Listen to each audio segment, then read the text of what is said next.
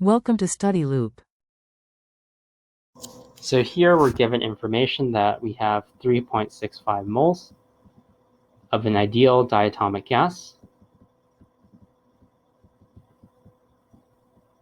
And we're given information that we have an initial volume of 0.121 meters cubed, a final volume of 0.750 meters cubed, and we had initial pressure of 1 atmosphere. So first of all, we're given information that we have an adiabatic process. So an adiabatic process has no exchange of heat. So the summation of Q is equivalent to 0 joules. So the change in internal energy is just equivalent to the work.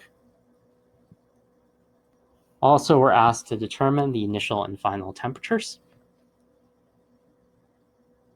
So the initial temperature would be, we can determine from PV equals nRT. And since we're using meters cubed, we have to use R in terms of joules for SI units to cancel. Also, we have to convert our pressure from atmospheres to pascals. So 1 atmosphere is 101,325 pascals. And so since we have units agreement now, we can substitute.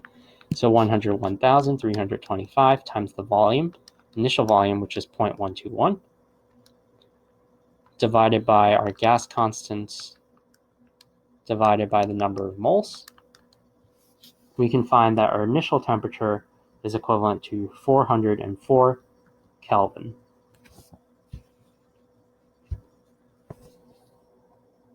And now we're asked to determine the final temperature. So there's no indication here that we're going to have essentially a pressure change.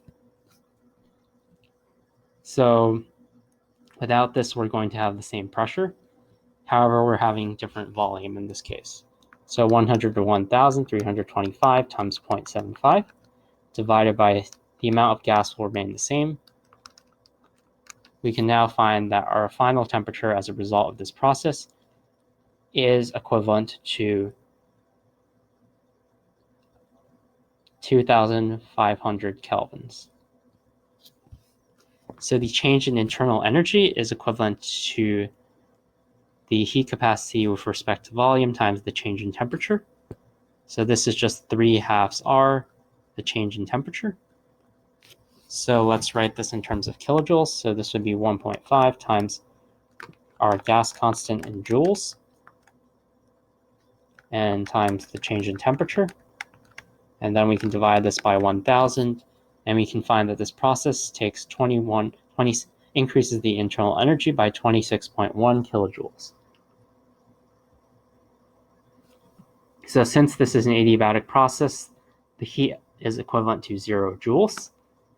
And for our last part, since we're interested in the work, and since the internal energy is equivalent to the work, this means that the work done on the gas has to equal 26.1 kilojoules. And this is our final answer.